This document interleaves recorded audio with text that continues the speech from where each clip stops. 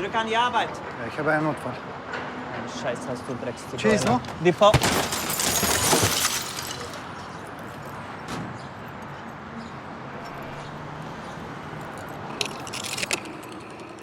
Je suis très émue de te rencontrer parce que le premier film que j'ai vu de toi, c'est 4 mois, 3 semaines et 2 jours quand j'étais encore au conservatoire à Paris. Et la même année où je me suis mariée avec un Roumain. Et donc j'ai l'impression d'avoir compris plein de choses personnelles et sur le monde et sur la Roumanie en allant voir tous tes films. À chaque fois, on allait au cinéma pour les voir ensemble et pour discuter autant de la Roumanie que du monde, parce que je trouve que la manière dont tu abordes des sujets politiques et sociétaux en les faisant passer par le prisme de la petite histoire chez les gens, chez les couples, chez les amis et la manière de regarder les femmes. Ce que j'aime, c'est que j'ai l'impression que tu fais dialoguer parfois des choses un peu traditionnelles, même réactionnaires, avec d'autres personnes avec une envie d'aller vers l'avant. Cette manière de faire dialoguer les gens ensemble, et ben en fait, ça, en tant que spectateur, moi, ça me rend active. Ça me donne de l'espoir. Et il y a aussi beaucoup d'humour, je trouve. Et la manière aussi dont tu regardes les femmes et de leur point de vue et par leurs sensations. Mhm. Et voilà. Si tu fais des films, si tu racontes des histoires, tu ne le racontes pas d'un point de vue féminin ou masculin. Je crois pas en ça. Je crois que ça, tu comprends comment les gens réagissent, comment les gens pensent à l'intérieur, et si tu peux faire ça, tu peux raconter une histoire d'un point de vue d'une femme sans vraiment avoir passé par toutes les choses qui se passent dans le film. Et c'est pour ça que c'était pas compliqué pour moi de faire 2-3 films un après l'autre avec un point de vue plutôt féminin, disons. Parce que c'est important d'avoir une sorte d'empathie pour le personnage, comprendre comment il pense, comment il prend des décisions. Si tu comprends ça, ça devient aussi plus simple de travailler avec les comédiens pour essayer de leur dire comment ce personnage prend des décisions. Parce qu'à la fin, réaliser, c'est beaucoup prendre des décisions. C'est les décisions que tu prends toi quand tu fais un film, mais c'est aussi les décisions que le spectateur prend quand il regarde le film. Parce que le film que je fais, j'essaie toujours de ne pas faire de film où mon point de vue est clair, évident, exprimé dans le film. Et de comprendre c'est quoi ton point de vue sur le cinéma en général. C'est quoi le cinéma à la fin? Si tu décides que c'est une façon de comprendre, de regarder, d'investiguer la réalité à côté de toi, ça te donne un peu un sens, une direction pour ce que tu veux faire. Je réalise un sort de cinéma qui est comme un sort de miroir que tu tiens, et c'est la réalité qui se reflète dans ce miroir. Des petits morceaux que tu enchaînes qui, tous ensemble, te donnent un sort de sens sur l'état du monde d'aujourd'hui. Par exemple, pour RMN, ce sort de lutte contre l'animal qui est dedans, et ce sort de lutte pour trouver l'empathie pour l'autre et de ne pas le regarder comme un ennemi, c'est quelque chose qui se passe aujourd'hui dans l'époque de xénophobie partout.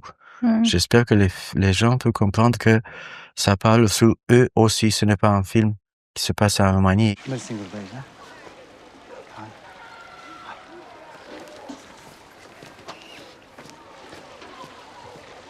Mergi cam uit. Réalisateur, tu prends trop de décisions. Tu choisis le sujet, tu choisis l'histoire, les comédiens, tu écris tout ça. Et alors, je crois que quand tu réalises, c'est mieux si tu n'es pas vraiment trop présent dans le film. C'est pour ça que, par exemple, j'essaie de tourner toujours en plan séquence pour laisser aussi ces libertés aux spectateurs de voir un petit moment en continuité comme un petit moment que tu regardes en réalité sur lequel tu dois avoir un avis. Normalement, dans le cinéma, tu es habitué que tu dis quelque chose et moi je te réponds. Mais non, c'est pas du tout comme ça. En réalité, les gens parlent en même temps. Comment tu fais ça avec les comédiens? Ouais, faut bien s'entendre avec son ingénieur son. On avait 3 équipes de son pour ça et 26 micros plantés partout. Et même pour mixer ce scène, tu pouvais avoir plusieurs scènes parce que j'encourageais les comédiens de commenter ce qui s'est passé autour de eux entre leurs répliques. Ouais. Parce que quand tu sais bien, pour un comédien, c'est encore plus compliqué de savoir quoi faire entre deux répliques que de dire ce qu'il a à dire. Mais pour une scène de 17 minutes, si tu as 4 répliques, tu as des minutes entières quand tu dois faire quelque chose. Et alors, je les encourageais de vraiment commenter ce qui s'est passé. Je parlais avec chacun pour qu'il a son point de vue sur l'histoire et qu'il joue ce qu'il doit jouer là-bas sans trop jouer, parce que c'est ça l'idée, que tu dis ce que tu as à dire avec l'attitude qui est à la température des moments. Moi, quand je travaille avec les comédiens, je viens parler avec eux après chaque prise, parce que moi, je sais exactement après chaque prise qu'est-ce qui marche, qu'est-ce qui ne marche pas, et je te dis, ça c'était bien, ça ici on essaye de changer un tout petit peu, des choses simples. Je ne dis pas jamais des choses compliquées sur le personnage, non, parle un peu plus fort, ou commence un peu plus tôt, ou emmène un peu d'énergie. Et je suis un peu gestuel avec les comédiens pour leur donner pas seulement Non, il aussi y a une sorte quelque chose du d'énergie. corps, quoi, Oui. une énergie Et physique. si tu connais le texte très bien et le texte de l'autre, Oui, mais tu le peux problème, le je faire. trouve qu'avec la mémoire, c'est que il y a plusieurs phases, quoi. Moi, il y a la phase où j'apprends le texte Ouais. et j'ai l'impression de le connaître bien. Après, Ouais. je demande à quelqu'un de faire la réplique. Ouais, Bah, je le perds complètement. Ouais. Ça revient. Et ensuite, je suis sur le plateau et je joue. ouais. Et j'ai au moins 2 prises où il y a plus rien. Parce que c'est à chaque fois des contextes différents. Et puis, je trouve que jouer, c'est la plus grande partie, c'est d'écouter. Et dès qu'on se met à écouter, c'est très difficile, quand on n'a pas beaucoup répété, de réagir tout de suite avec les mots précis qui ont été écrits. Enfin, c'est un travail pour la C'est mémoire pas simple, je complexe. sais bien, mais des scènes assez complexes comme ça, ce n'est pas possible d'improviser. Bah non. Mais ce que je Et trouve fort aussi dans cette séquence, c'est que, en tout cas, t'es arrivé à un équilibre, je trouve, où tout fonctionne. Et donc, nous, en tant que spectateurs, bah, c'est nous qui faisons le focus Mhm. aux différents endroits. Mais en tant que comédienne, je pense à celle qui est l'actrice qui joue Tila et la femme Mhm. qui est à la boulangerie. Je me disais, elles sont pile en avant-plan. Enfin, à quel point est-ce qu'elles avaient conscience d'être en avant-plan comme ça? Elles le savaient? Elles voient le... Oui, elle le savait. Et elle avait un peu ces consciences que la caméra était proche, mais c'était plus compliqué pour Mathias et sa femme, parce qu'ils avaient des très très très longs moments quand ils ne faisaient pas grand-chose. Et l'ambition de cette scène est de rester avec eux la plupart du temps, même s'ils ne parlent pas trop, et écouter écouter tous les autres dialogues, mais par leur regard. Et ça, c'est pas simple. Et l'autre chose qui était vraiment très compliquée pour les comédiens, moi j'avais un dialogue de 26 pages, et les premières 10 pages étaient ce que les comédiens de ce côté des caméras disaient en même temps avec les autres. Parce que quand tu écris un texte, tu ne peux pas l'écrire, le dialogue s'enchaîne. Mais pour la mise en scène, je devais leur montrer comment on fait que les premières 10 pages, on les colle et il devient 5 minutes de film. Ce que vous faites ici de ce côté de caméra, c'est passe en même temps avec ce que les autres font de l'autre côté, mais vous parlez en même temps. Tu t'approches dans sorte d'état, de sentiment que ça, c'est beaucoup plus proche de la réalité. Ce n'est pas une convention de jeu. T'es beaucoup plus proche et comme ça, les gens commencent à avoir ces sortes d'énergie que tu as besoin pour la scène. Mais à la fin, je dois aussi dire que faire des plans séquences si longs avec des comédiens, c'est un exercice de répétition et de chorégraphie et de précision. Moi, j'ai fait plusieurs films avec des réalisateurs qui travaillent beaucoup avec des plans séquences. Mhm. Mais je crois que le plus long, c'était 7 minutes, il me semble. Et on n'était que 2 acteurs. Et c'était pour moi, en tant qu'actrice, j'adore travailler en plan séquence parce que je trouve on devient tous une équipe avec l'équipe technique aussi. Mhm. Je trouve que c'est presque ce qui peut presque se rapprocher le plus du théâtre, enfin, d'une certaine, et de la vie, en fait. Et expérimenter une scène dans toute sa longueur, c'est très fort, quoi, pour un acteur, je trouve. J'espère que pour les comédiens, ça leur donne un peu le temps, l'attention, la patience d'internaliser exactement ce qu'il fait. On ne coupe pas après chaque ligne de dialogue.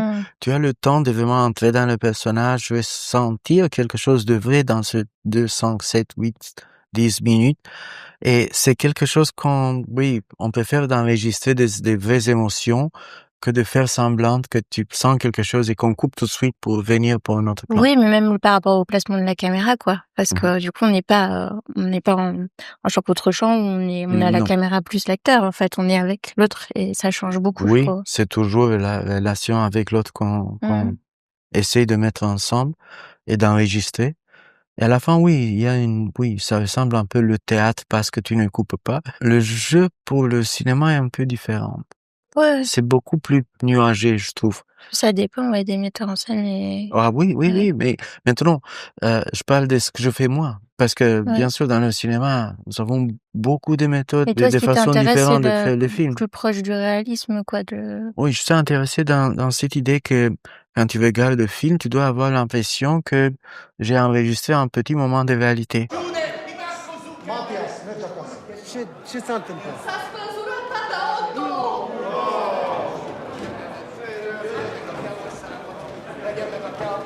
On peut vraiment s'inspirer de la manière dont un metteur en scène nous parle d'une séquence ou nous parle d'un dialogue, même si il n'est pas forcément acteur ou actrice, on sent en fait l'intention et l'enjeu et presque parfois l'énergie qu'il y a à mettre. Pendant que tu dis ce texte, tu dois faire milliers de Ouais, choses. Et en même temps, et il doit fixer que maintenant, quand je dis, écoute, qu'est-ce que tu as fait hier? Il doit prendre le pain.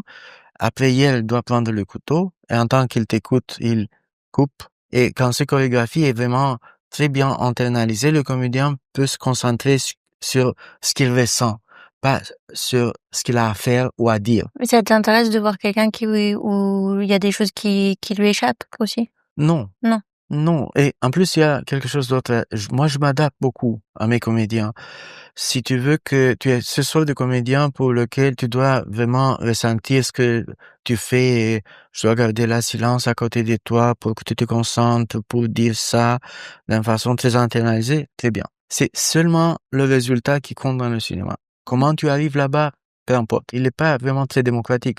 C'est-à-dire, c'est moi qui décide si ce que nous avons fait, c'est bien ou pas. C'est comme ça que le cinéma marche. Moi, je suis sur le plateau pour te dire oui, c'était bien ou c'est pas encore bien. Mais pour faire ça, c'est bien d'avoir un sort de confiance Oui. que tu commences à avoir après que tu connais le comédien. Parce qu'il y a une équipe là-bas, il y a une caméra. C'est pas si simple de laisser les choses passer sur toi et générer ce sort d'émotion. Et je trouve que ce que le comédien fait sur un plateau, c'est les plus compliquées choses. Parce que nous, je crois qu'en tant acteur ou actrice, on se dit beaucoup que c'est à nous de s'adapter et ça fait partie d'un des grands plaisirs, en tout cas moi je trouve, c'est de rentrer dans l'œuvre d'art d'un réalisateur et donc de s'adapter à son langage, à savoir si il est pointilleux sur l'écriture ou s'il préfère de l'improvisation, si c'est quelqu'un qui parle beaucoup. Mais d'une manière générale, moi j'ai quand même la sensation que moins on pose de questions, mieux ça se passe. Et toi, Joanne, t'en penses quoi? Moi, je sais pas. Vous parlez d'aventure, d'escalade, de vertige, de douceur, de calme, mais vous parlez pas d'amour. Oui, mais une aventure qui est peut-être qu'un jeu au départ peut nous faire rencontrer l'amour. Mais tu dis ça parce que tu cherches l'amour. Moi, je crois qu'une rencontre amoureuse, c'est quelque chose qui s'impose. C'est quelque chose qui nous oblige malgré nous. Oui, quelque chose qui nous laisse pas le choix. C'est le sentiment que c'est le destin qui intervient. Être comédienne, pour toi, ça veut dire quoi? C'est quoi exactement être un bon comédien? Je pense que c'est vraiment écouter et comprendre la situation. Parce que j'avais un sentiment, quand j'étais à l'école de théâtre, que je devais être quand on répétait des scènes, donc c'était pas des spectacles, c'était des répétitions, de comprendre comment fonctionne une scène d'un spectacle. C'était d'essayer d'être la meilleure avocate de mon personnage, donc c'est-à-dire qu'est-ce qu'elle a à dire que je dois défendre et qui doit être entendu. Alors comment est-ce que je dois le faire pour que ce soit entendu? Alors je dois me mettre de face, de côté, je dois être plutôt dans le fond là, réfléchir au costume, qu'est-ce qui va mieux la traduire. Et je pense que c'était vraiment ça de se dire c'est la vie d'un rôle, en fait, et donc je dois le prendre au sérieux. Et après, ça s'est déplacé. Après, ce qui m'a plus intéressée, c'était l'écriture et de suivre la pensée d'un auteur. Et maintenant, en fait, je crois que ce qui m'intéresse presque le plus, c'est d'avoir une connexion avec mon partenaire. C'est pas de ressentir des émotions, enfin, tant mieux si ça passe et ça traverse, mais c'est de traduire la pensée du metteur en scène et d'avoir un moment de connexion avec quelqu'un. Parce que je trouve que dans la vraie vie, c'est pas évident. Et qu'au cinéma, c'est un espace où on peut complètement entrer avec, il y a plein de fois autour, mais on rentre dans la vérité. Et pour moi, c'est sacré, quoi. Parfois, ça prend un peu de temps, mais c'est ça qu'on cherche, je crois, tous à l'avant. Arriver à ces sortes de vérités qui me touchent. Mais comment on arrive là-bas, on ne sait pas. Parfois, on utilise la même méthode que nous avons déjà utilisée et qui a marché. Parfois, on cherche quelque chose d'autre. Et j'apprécie beaucoup quand je travaille avec des gens sur le plateau qui comprennent qu'à la fin, nous n'avons pas encore fait le film. Je ne sais pas exactement toujours comment faire. J'ai des idées, mais je cherche avec les comédiens ensemble pour trouver cette vérité. Si tu as l'impression que ça passe, tu peux le réécouter sans que ça sonne comme des comédiens qui parlent. Si ça sonne comme des gens qui se parlent, c'est bien. On peut avancer.